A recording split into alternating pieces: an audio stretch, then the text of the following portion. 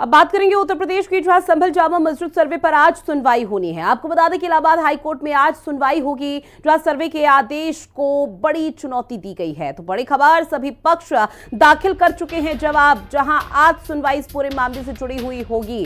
हिंदू पक्ष और मुस्लिम पक्ष की तरफ से तरह तरह की दलीलें दी जाएगी। पिछली दफा जब सुनवाई हुई थी तो कोई बड़ी राहत किसी पक्ष को नहीं मिली थी, इसलिए आज एक बार फिर से यहां पर सुनवाई होनी है। तो सभी पक्ष दाखिल कर चुके हैं अपना जवाब, इंतजार महज किया जा रहा है अब फैसले का।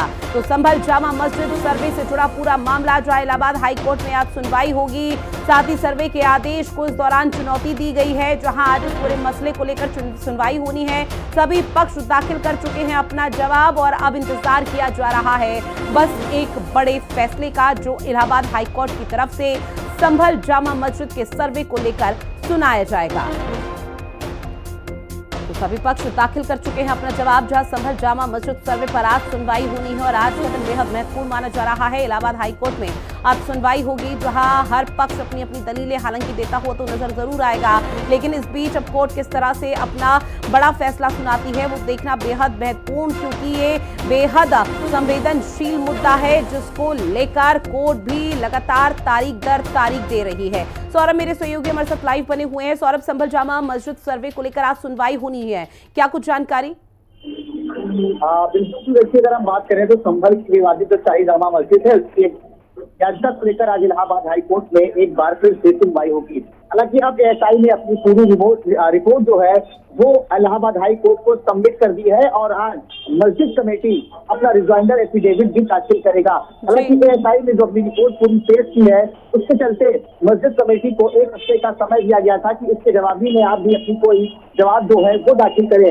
आज इसी रिपोर्ट पर इलाहाबाद हाई कोर्ट बहस करेगा। इसके पहले अगर हम बात करें तो 5 अप्रैल को एएसआई ने अपनी पूरी रिपोर्ट इलाहाबाद हाई कोर्ट को सबमिट कर दी थी और 28 अप्रैल की अगर हम बात करें तो 28 अप्रैल को इलाहाबाद हाई कोर्ट ने एएसआई को साफ निर्देश दिया था कि 48 घंटे के अंदर आप अपनी पूरी रिपोर्ट हमें पेश करें और उसी के आधार पर आगे की सुनवाई में हम बहस करेंगे। तो आज रिपोर्ट के साथ साथ अगर बात करें तो देखिए राज्य सरकार, एएसआई और साथ ही साथ हिंदू पक्ष इलाहाबाद हाई कोर्ट में आज अपनी दलीलें पेश करेगा। लेकिन देखना अब ये होगा कि क्या इलाहाबाद हाई कोर्ट आज इस मामले पर अपना कोई फैसला रिजर्व करता है या फिर आगे के लिए कोई डेट निर्धारित करता है।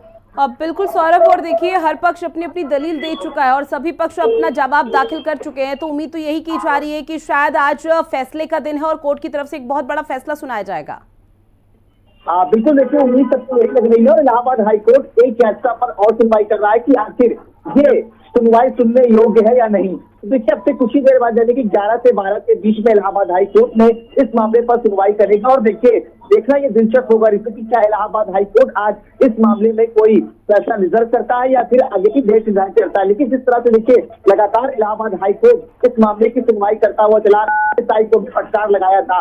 इससे पहले 12 मार्च को इलाहाबाद हाई कोर्ट ने मुस्लिम पक्ष में फैसला देते हुए विधायी पुताई के आदेश दिए थे और उसी के बाद से लगातार इलाहाबाद हाई कोर्ट इस मामले की सुनवाई करता हुआ चला रहा है। अब सौरभ, चूंकि देखिए जब सुनवाई होगी बड़ा फैसला आएगा, उस पर हर किसी की नजर टिकी हुई है, लेकिन कोर्ट के बाहर हिंदू और मुस्लिम पक्ष का क्या कुछ कहना है? मीडिया के सामने कोई खास स्टेटमेंट सामने आ पाया? देखिए अभी तो ऐसा कोई खास स्टेटमेंट ना हिंदू पक्ष की तरफ से आया है ना मुस्लिम पक्ष की तरफ से आया है, क्योंकि बहुत संवेदनशील मामला है इलाहाबाद हाई कोर्ट में चल रहा है। इसके चलते जब तक कोई फैसला न आ जाए या फिर तो फैसला आ जाए, इसके चलते अभी इस तरह की कोई प्रतिक्रिया नहीं आ रही है। क्योंकि देखिए लगातार अगर हम बात करें 28 अप्रैल की डेट लगी, फिर 5 मई की डेट लगी और फिर आज 13 अप्रैल की डेट है। अब देखना ये होगा कि क्या इलाहाबाद हाई कोर्ट आगे कोई डेट निर्धारित करता है या फिर आज इस मामले की सुनवाई को रिजर्व करता है। सौरभ, साथ ही आपसे ये भी जानेंगे, जब पिछली दफा सुनवाई हुई थी तो एएसआई की तरफ से रिपोर्ट यहाँ पर कोर्ट के समक्ष रखी गई थी, तो क्या उसको भी आधार बनाकर आज सुनवाई की जाएगी?